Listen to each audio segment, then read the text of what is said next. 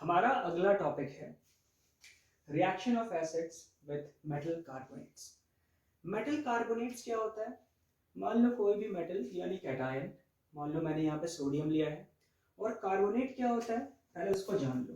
Carbonate यानी CO3 ये क्या हो गया? नेगेटिवली चार्ज्ड आयन, और ये इसी को कहते हैं कार्बोनेट आयन। इसका छोटा सा स्ट्रक्चर भी होता है, उसको भी देख लो। C डबल बॉन्ड O, इसे मैं समझाऊंगा डिटेल में, बस देखते जाओ। यहाँ पे एक माइनस चार्ज, यहाँ पे एक माइनस चार्ज, ठीक है। तो इसको कहते हैं हम क्या? Carbonate ion. जब मैं इसे समझाऊंगा तो कुछ कुछ बेसिक्स बात भी बोलूंगा, उस समय इसको अच्छे से देखना। अब कोई भी अगर मेटल है, कोई मेटल यानी कैटायन, यहाँ पे याद रखना कैटायन किसको कहते हैं और एनायन किसको कहते हैं। कैटायन कहते हैं पॉजिटिवली चार्ज्ड स्पीसीज को, और एनायन कहते हैं नेगेटिवली चार्ज स्पीसीज को। फॉर एग्जाम्पल, जैसे यहाँ पे Na+, दो Na+ है, तो एक को मैंने यहाँ डाल दिया और एक को मैंने यहाँ डाल दिया। ये आपस में बॉन्ड फॉर्म कर लेंगे, क्या उसको कहते हैं? Ionic bond. मतलब क्या? ये नेगेटिवली चार्ज, ये positively charge, and due to electrostatic force of attraction वो दोनों एक दूसरे से चिपक जाएंगे। तो सोडियम कार्बोनेट जो है उसका स्ट्रक्चर कुछ इस तरीके से होता है। ये एक सफेद कलर का पाउडर होता है और इसका केमिकल फॉर्मूला ये होता है Na2CO3। अब हम क्या करने जा रहे हैं रिएक्शन में, उसी को देखते हैं। तो अभी उधर से ध्यान हटाओ और यहाँ देखो। हाँ जी, तो देखिए मैंने कुछ डायग्राम बनाई है यहाँ पे। एक ये टेस्ट ट्यूब है, उसमें मैंने एक ग्लास का डिलीवरी ट्यूब रखा है। यहाँ पे लाइम वाटर भरा हुआ है। एक और सा ट्यूब है जिसे मैंने नाम लिखा है थ्रिसल फनल। एक्चुअली इसका प्रोनाउंसिएशन है थ्रिसल फनल, ऐसे THISTLE फनल लिखा हुआ है। देखेंगे उसका क्या काम।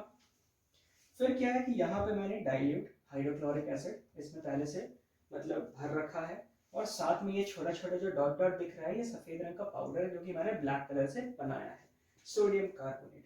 अच्छा, तो और ये क्या है? एक तरीके से स्टॉप कॉक, इसी से ट्यूब्स इंसर्टेड है ताकि जो भी गैसेस या कुछ भी यहाँ पे निकले वो बाहर ना निकल जाए, वो इस ट्यूब के रास्ते यहाँ से निकलकर यहाँ वापस इस लाइम वाटर सोल्यूशन में पहुंच जाए, ठीक है।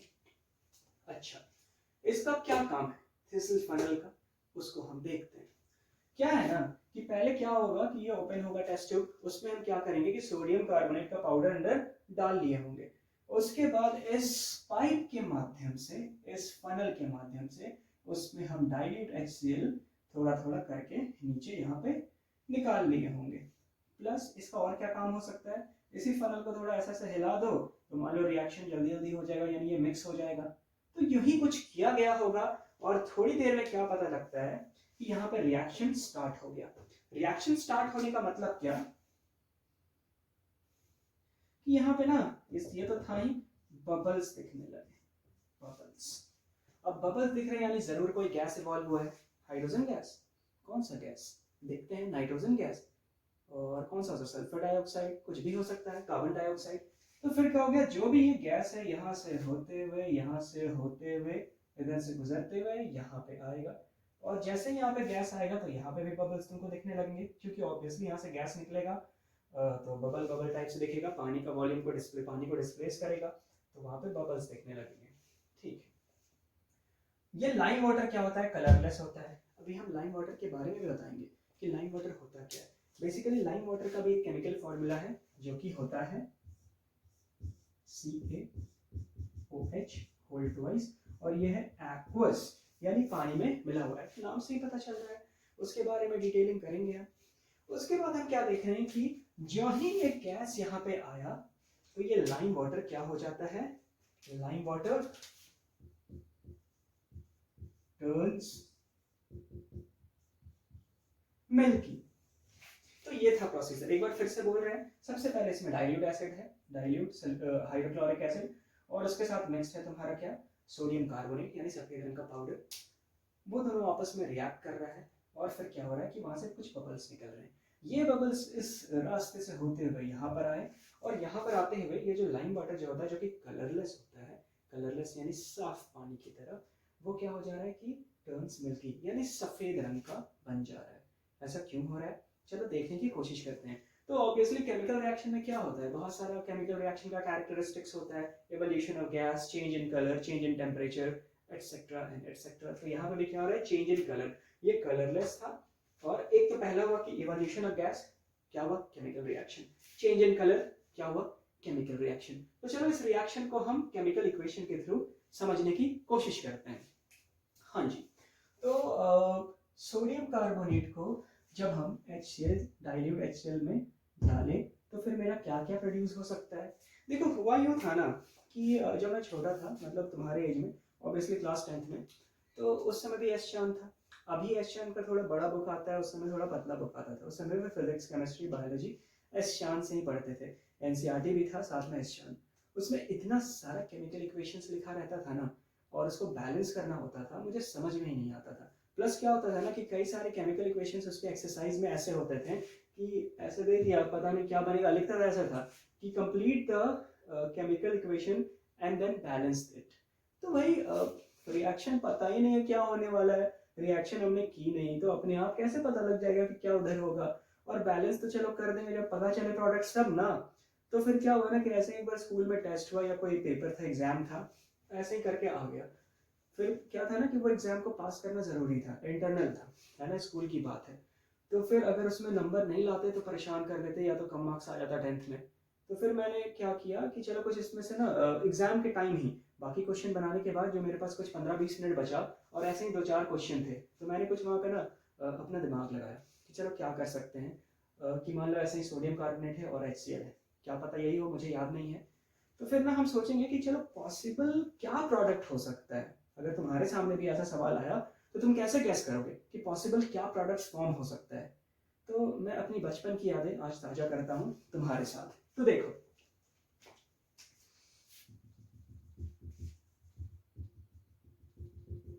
देखो हमको सबसे पहले क्या देखना है कि रिएक्शन में क्या है। सोडियम कितना है, 1 सोडियम, 2 सोडियम, एकदम वही प्रोसीजर बता रहे हैं जो मैंने उस टेस्ट के दौरान 20 मिनट के अंदर किया था। और साथ में क्या है, कार्बन कितना है, 1 कार्बन, बस 1 कार्बन। साथ में ऑक्सीजन कितना है, 1 2 3। और मेरा हाइड्रोजन कितना है, 1। क्लोरीन कितना है, 1। यानी इतने सारे एलिमेंट्स हैं, सोडियम, कार्बन, ऑक्सीजन, हाइड्रोजन और क्लोरीन। और इसी से हमको प्रोडक्ट्स बनाना है, क्या पॉसिबल प्रोडक्ट्स हो सकता है, और उसके बाद हमको उसको बैलेंस करना है। फिर मैंने सोचा ना कि मेरे पास सोडियम है, ये है, वो है, तो मेरे दिमाग में फटाक से आया, सबसे पहले आया सोडियम क्लोराइड। ठीक है, तो मैंने क्या देखा कि सोडियम है एक यहाँ पे और एक यहाँ पे क्लोरीन है, तो फट से सोडियम क्लोराइड वहां पे लिख दिया।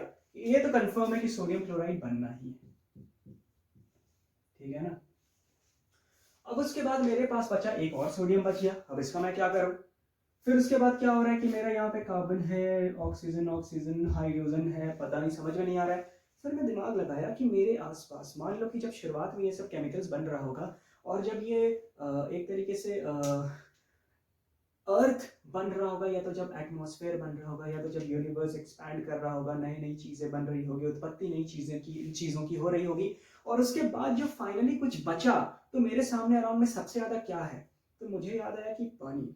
जहां देखो वहीं पानी, एटमॉस्फेयर में वाटर वेपर्स के फॉर्म में पानी, बादल के फॉर्म में पानी, तालाब में पानी, झील में पानी, समंदर में पानी, नदी में पानी। तो मुझे याद आया कि हाँ भाई, पानी तो बन सकता है, ठीक है ना। तो सबसे पहले मैंने क्या किया, लेकिन पानी के लिए मुझे क्या चाहिए, H2O।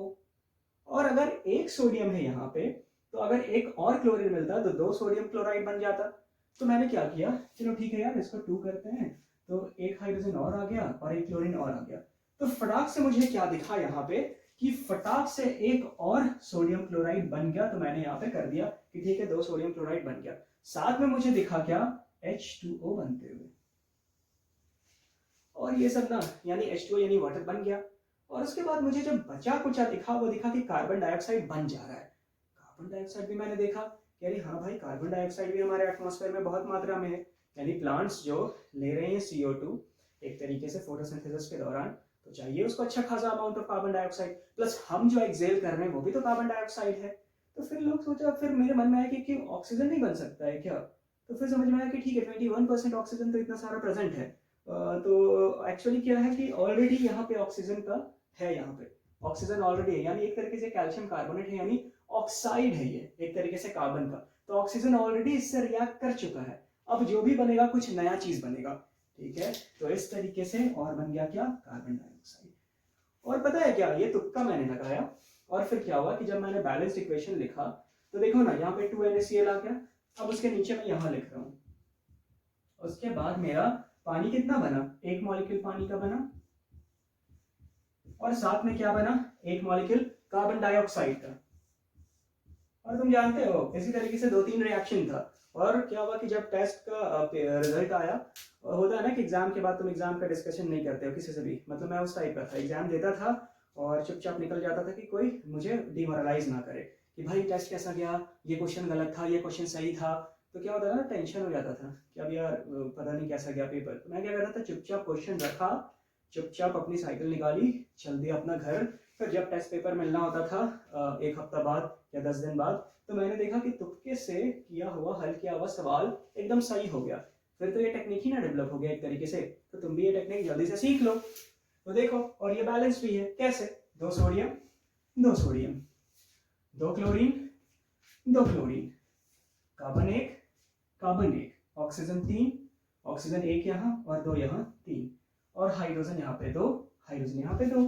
बैलेंस भी हो गया इस तरीके से रिएक्शन। तो ये तो हो गया तुक्केबाजी से निकालना, लेकिन हाँ कहीं ना कहीं इसके पीछे साइंटिफिक रीजन भी है और लॉजिक भी है मेरा। तो बच्चे इस तरीके से भी सीख सकते हैं, ठीक है। अब जो मैं बताने जा रहा हूँ, देखो, जिसको कोशिश करना कि उसको भी समझने की कोशिश, नहीं तो तुम उसको उस पार्ट को स्किप कर देना, ठीक है। जिसको दिमाग लगाना है कि अच्छा और क्या तरीका हो सकता है, एक्चुअल में क्या हुआ होगा, तो क्या है ना कि साइंटिस्ट लोग भी ना ये सब काम करके रखे हैं पहले से ही, केमिस्ट लोग। तो वो वाला चीज मैं फिर से करूंगा। अब जब मैं बड़ा हुआ, जब मान लो 11-12 में आया, तो मुझे समझ में आया कि ठीक है ये तो मेरे तुक्केबाजी से काम हो गया, लेकिन क्या एक्चुअल में क्या हुआ होगा। तो कुछ उसके मैकेनिज्म होते हैं जो कि कुछ लोगों ने बना के रखा है, आज से 1.5-2 साल से पहले जो रिसर्च चलती आ रही है, उसी टाइप का कुछ मैकेनिज्म मैंने भी कोशिश की है बताने का। तो अगले पार्ट में अब हम उस मैकेनिज्म को पढ़ने जा रहे हैं।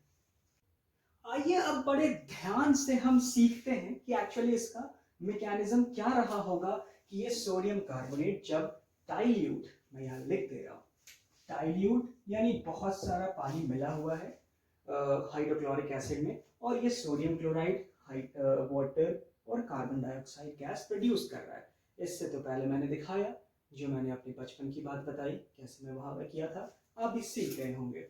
तो यहाँ पे क्या है ना कि जिस तरीके से मैं पूरा मैकेनिज्म बताने वाला हूँ ना, ये जो बच्चा साइंस लेके आगे पढ़ेगा, ऑब्वियसली तुम यहाँ पे अगर इस वीडियो को देख रहे हो और अगर तुम क्लास 10 में इतने अच्छे से पढ़ रहे हो, दिमाग लगा के ये सारा चीज़, तो तुम्हें साइंस आगे लेना है और ये तुमको ना बहुत ज़्यादा हेल्प करने वाला है आगे चल के। यही मैकेनिज्म है तुम्हारा पूरा भरा हुआ 11th-12th में, ठीक है। तो कोशिश करना कि इसको अच्छे से सीख ले, समझ ले, दिमाग में बैठा लें। देखो, कार्बोनेट आयन में सोडियम है, कार्बन है, ऑक्सीजन है, ये कैसे फॉर्म होगा, फिर यहाँ पे हाइड्रोजन है और क्लोरीन है। देखो, कार्बन क्या होता है, कार्बन का एटॉमिक नंबर होता है 6। इसका इलेक्ट्रॉनिक कॉन्फ़िगरेशन कैसे लिखते हैं, सिंपल तरीके से 2 और 4। हम फिर बात करते हैं ऑक्सीजन की। ऑक्सीजन की इलेक्ट्रॉनिक कॉन्फ़िगरेशन क्या होती है, 2 और 6, यानी पहले शेल में 2 इलेक्ट्रॉन्स, फिर अगले शेल में 4, पहले में 2, अगले में 6। उसी हिसाब से अगर हाइड्रोजन को देखें तो इसका तो 1 ही होता है, यानी ये होता है तुम्हारा 8 एटॉमिक नंबर और ये 1, इसमें एक ही इलेक्ट्रॉन होता है। ये हो गई इनकी इलेक्ट्रॉनिक कॉन्फ़िगरेशन। अब जो कार्बोनेट आयन है ना, कुछ इसी हिसाब से होगा। मान लो कि कार्बोनेट आयन बस कार्बन और ऑक्सीजन से बना हुआ है। अभी तुरंत मैंने समझाया कि ये सोडियम कार्बोनेट कैसे है, Na+ का 2 कैटायंस और एक कार्बोनेट आयन यानी CO3 2-। एकदम ध्यान से देखना जो मैं बताने जा रहा हूं। यानी कार्बन को देखेंगे, जैसे कि क्या होता है ना कि अगर हम किसी भी चीज को, जैसे मान लो एक ये CH4 है, कोई एक केमिकल है, कंपाउंड, मान लो इसको कहते हैं मीथेन गैस। तो ये कैसे बना होगा पता है, देखो कार्बन का क्या होता है ना, आउटर मोस्ट शेल में 4 इलेक्ट्रॉन्स होता है, 1 2 3 4। कार्बन को 4 और इलेक्ट्रॉन्स चाहिए। अगर मान लो कार्बन को 4 और मिल जाता है इलेक्ट्रॉन्स तो ये टोटल हो जाता है 8। और तुमने पढ़ा होगा बोर-बोरी थ्योरी यानी क्लास 9th में या उससे पहले भी कि कोई भी एटम चाहता है कि उसके आउटर मोस्ट शेल में 8 इलेक्ट्रॉन्स हो, तब वो स्टेबल कहलाता है। ऐसा क्यों? क्योंकि पाया गया कि जैसे जितने भी नोबल गैसेस हैं, जैसे मान लो नियन यानी उसका एटॉमिक नंबर होता है 10। इसका इलेक्ट्रॉनिक कन्फिगरेशन लिखेंगे तो वो कुछ इस तरीके से होता है 2 8। फिर एक नोबल गैस का नाम है आर्गन, अगर उसका इलेक्ट्रॉनिक कन्फिगरेशन लिखेंगे तो वो है 2 8 8। तो इसी तरीके से और भी हम लिख सकते हैं, लेकिन यहाँ पे इन दोनों में क्या तुमको कॉमन फैक्ट मतलब कॉमन फैक्टर क्या दिख रहा है? कॉमन चीज दिख रहा है कि ये जो आउटर मोस्ट शेल है, यानी अगर इसको हम के बोल रहे हैं और इसको एल शेल बोल रहे हैं, अगर ये हो गया के एल और ये हो गया एम, तो इसके आउटर मोस्ट शेल में 8 इलेक्ट्रॉन्स हैं। और इन्हें इनर्ट गैसेस भी कहा जाता है। इनर्ट यानी जो कि दूसरे से रिएक्ट नहीं करते हैं, जो अपने में ही रहते हैं, और उनको ढूंढने में भी बड़ा मुश्किल हुआ था। शुरुआत में जितने भी एलिमेंट्स डिस्कवर हुए या गैसेस हुए, ये सबसे लेट में मिले, ये सारे इनर्ट गैसेस। इन्हीं की कैटेगरी में हीलियम भी आता है। हीलियम यानी उसका इलेक्ट्रॉनिक कॉन्फ़िगरेशन होता है तुम्हारा 2, यानी उसका एक ही शेल है के और उसमें 2 इलेक्ट्रॉन्स है। तो ऑब्वियस सा बात है कि जब हम हाइड्रोजन की बात करें तो हाइड्रोजन को क्या चाहिए? उसके पास भी एक ही शेल है के, तो उसको भी एक इलेक्ट्रॉन और चाहिए। अगर कहीं से मिल जाए तो वो अपना जो इसको ड्यूप्लेट कहेंगे, यानी अगर 2 इलेक्ट्रॉन उसके पहले वाले शेल में आ गया तो वो कंप्लीट हो जाए तो ये स्टेबल। उसी हिसाब से ऑक्सीजन का भी कहानी है, अगर इसको भी कहीं से 2 इलेक्ट्रॉन मिल गया तो इसके आउटर मोस्ट शेल में 8 इलेक्ट्रॉन्स आ गया, अब ये स्टेबल हो जाएगा उनके तरह, इनर्ट गैसेस की तरह। ये थी थ्योरी, ये सब थ्योरी है। कल होके तुम कुछ नया थ्योरी बनाते हो अपनी इमेजिनेशन से, अपने ब्रेन से, और इसको प्रूफ कर देते हो जो जो क्या हायर माइंड्स हैं, यानी एक तरीके से जो तेज लोग हैं यानी साइंटिस्ट हैं, अपना पेपर पब्लिश करते हो, तो फिर तुम्हारी बात रखी जाएगी और तुम्हारी बात को पढ़ाया जाएगा। ठीक है? तो फिलहाल बोर-बोरी थ्योरी हम पढ़ रहे थे, अभी वो रिनाउंड साइंटिस्ट हैं तो उन्हीं की बातों को हम पढ़ रहे हैं। मैं आशा करता हूँ कि तुम में से भी कोई नया थ्योरी दे साइंटिस्ट बन के। ठीक है, मैं भी दूंगा। तो चलिए अब देखते हैं कार्बन में, ये सारा चीज था। तो कार्बन में हम क्या देख रहे हैं कि इसके आउटर मोस्ट शेल में 4 इलेक्ट्रॉन्स है। अगर इसको 4 इलेक्ट्रॉन्स और मिल जाए तो ये स्टेबल को प्राप्ति होगा। देखिए हाइड्रोजन को एक और इलेक्ट्रॉन चाहिए, हाइड्रोजन को मैं यहां पे बना दे रहा हूं, एक और हाइड्रोजन, तो उसका इलेक्ट्रॉन देखो यहां पे मैं बना रहा हूं। हाँ जी, तो एक चीज हम देख ले रहे हैं कि हर जगह हाइड्रोजन का ड्यूप्लेट कंप्लीट है, यानी इसे स्टेबिलिटी मिल गई।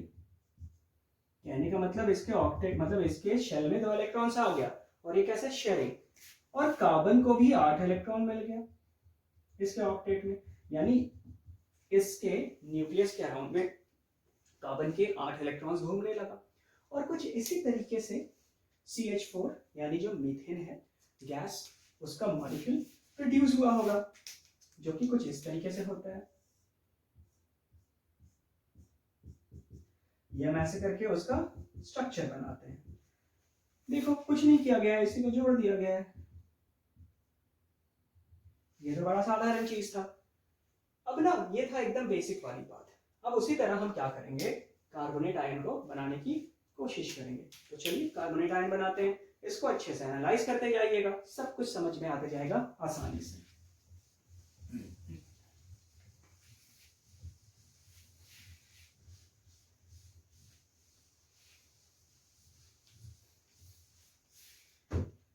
फिर से हम कार्बन बनाएंगे, और फिर इलेक्ट्रॉन्स उसके आउटर मोस्ट शेल में 4 होते हैं, क्योंकि हमको उससे ऑक्सीजन को जोड़ना है, और ऑक्सीजन को एक साथ 2 इलेक्ट्रॉन्स चाहिए। तो हम क्या कर रहे हैं कि यहाँ पे 2 इलेक्ट्रॉन्स कार्बन को दे दिए, और फिर क्या कर रहे हैं कि एक इलेक्ट्रॉन यहाँ रखा मैंने और एक इलेक्ट्रॉन यहाँ रखा। ठीक है, 3-3 ऑक्सीजन है, 3-3 ऑक्सीजन है। और उसके साथ साथ क्या है कि अगर हम कार्बोनेट आयन को देखें तो देखिए वो इस तरीके से होता है CO3 2-, यानी इसके पास 2 एक्स्ट्रा इलेक्ट्रॉन्स है। अब उसको हम देखेंगे कहाँ पुट करते हैं स्ट्रक्चर में। ध्यान दीजिए, मान लो यहाँ पे एक ऑक्सीजन बनाया, उसका आउटर मोस्ट शेल में 6 इलेक्ट्रॉन्स होते हैं। इलेक्ट्रॉनिक कॉन्फ़िगरेशन अगर नहीं समझ में आया तो जल्दी से वीडियो को पीछे करो और देख लो इलेक्ट्रॉनिक कॉन्फ़िगरेशन इसका। तो ये हमने बना दिया। उसके बाद क्या, एक ऑक्सीजन यहाँ बनाएंगे, ठीक है। कार्बन को कितना चाहिए आउटर मोस्ट शेल में ऑक्टेट कंप्लीट करने के लिए? यहाँ 4 हो गया, 1 2 3 4 5 6 7 8। एक ऑक्सीजन यहाँ बनाएंगे, बहुत अच्छा। ध्यान देना, कार्बन का ऑक्टेट कंप्लीट है, 1 2 3 4 5 6 7 8। इस ऑक्सीजन का भी कंप्लीट है, 1 2 3 4 5 6 7 8। अब इनके देखते हैं। इस ऑक्सीजन के आउटर मोस्ट शेल में क्या होता है? 6 इलेक्ट्रॉन्स। इसका भी आउटर मोस्ट शेल में 6 इलेक्ट्रॉन्स। तो तुम सोच रहे होगे कि ये एक्स्ट्रा वाला कहां से आया? अगर मान लो इसको कलर में बना दो लाल सपोज, तो ये कहां से आया? अरे वही 2 इलेक्ट्रॉन जो एक्स्ट्रा इसके पास ऑलरेडी नेचुरली आया हुआ है, ठीक है ना, नेचुरली आया हुआ है, और यही वो 2 इलेक्ट्रॉन्स हैं। अब तुम इसको देखोगे कि ऑक्सीजन में यूं तो 6 इलेक्ट्रॉन्स होते हैं उसके आउटर मोस्ट शेल में, लेकिन ये 7वां आ गया, तो 7वां यानी 1 इलेक्ट्रॉन एक्स्ट्रा आ गया, तो एक यहाँ पे नेगेटिव चार्ज आ जाएगा क्या, एक्स्ट्रा। और यहाँ पे भी वही चीज हुआ, तो यहाँ पे भी एक एक्स्ट्रा नेगेटिव चार्ज आ गया। तो अब तुम देख लो सबका ऑक्टेट कंप्लीट होगा, तो देख लो इस ऑक्सीजन का कंप्लीट है जी, इस कार्बन का कंप्लीट है जी, इस ऑक्सीजन का भी कंप्लीट है, और इस ऑक्सीजन का भी कंप्लीट है, ठीक है। तो ये हो गया CO3 2- यानी कार्बोनेट आयन का स्ट्रक्चर, और जिसको हम कैसे बनाते हैं, इस तरीके से।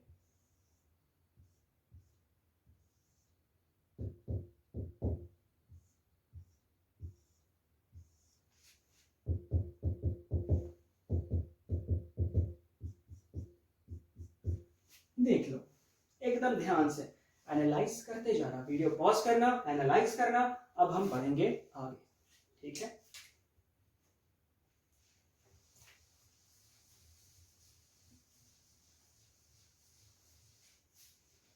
इस चीज को हम ऐसा भी कर सकते हैं, चलो मान लो माइनस यहां लिखा,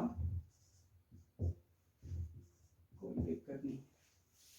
अच्छा हाँ, कार्बन का बाहर में आउटर मोस्ट शेल में तो बताया 1 2 3 4, अच्छा वो सब तो हो गया है। अच्छा एक चीज देखना यहाँ पे कि अब ना, जैसे मान लो कि NaCl कैसा होता है, NaCl, ये कैसे बना हुआ होता है? एक Na का कैटायन और एक क्लोराइड आयन, दोनों ऑपोजिटली चार्ज्ड है, तो इलेक्ट्रोस्टैटिक फोर्स ऑफ अट्रैक्शन के कारण आपस में जुड़े होते हैं। और मैंने पहली वीडियो लेक्चर या तो दूसरी में तुम देखोगे तो मैंने बताया कैसे NaCl का क्रिस्टल फॉर्म होता है। तो देखो जैसे यहाँ पे नेगेटिव चार्ज है, तो यहाँ पे हो सकता है कि एक सोडियम कैटायन यहाँ आके जुड़ जाए, अगर मान लो वो इलेक्ट्रॉन लूज कर चुका होगा तब, और एक यहाँ पे सोडियम कैटायन यहाँ पे जुड़ गया, ठीक है। तो इस तरीके का स्ट्रक्चर किसका होता है? ये Na2CO3 तुम देख रहे हो, Na2 यानी Na2CO3, तो ये बन गया तुम्हारा Na2CO3, इसे कहते हैं सोडियम कार्बोनेट। और क्या होता है कि जब ये आपस में जुड़ा रहता है, ये सफेद रंग का पाउडर की तरह होता है, तुम गूगल करो दिख जाएगा ये पाउडर, ठीक है। चलिए अब इसके आगे थोड़ा सा देखते हैं रिएक्शन में क्या हुआ होगा। तो सोडियम कार्बोनेट के बारे में कहानी मैंने सुना दिया, HCl का मैं पहले सुना चुका हूँ पहले वीडियो लेक्चर्स में, ये भी कोवेलेंटली बॉन्डेड है। और अगर नहीं याद है तो यहाँ पे देख लो, हाइड्रोजन को चाहिए उसके आउटर मोस्ट शेल में 1 इलेक्ट्रॉन, क्लोरीन के आउटर मोस्ट शेल में 1 2 3 4 5 6 7 इलेक्ट्रॉन्स, क्लोरीन को एक और इलेक्ट्रॉन चाहिए इसकी ऑक्टेट कंप्लीट करने के लिए, तो एक इससे ले लिया क्या, शेयर कर लिया आपस में, और इधर से हाइड्रोजन को एक और चाहिए, आपस में शेयर करके HCl गैस बना लिया, ठीक है। तो इन दोनों का कैरेक्टर स्केच मैंने एकदम बता दिया। अब थोड़ा इनकी एक्शंस के बारे में पता करते हैं।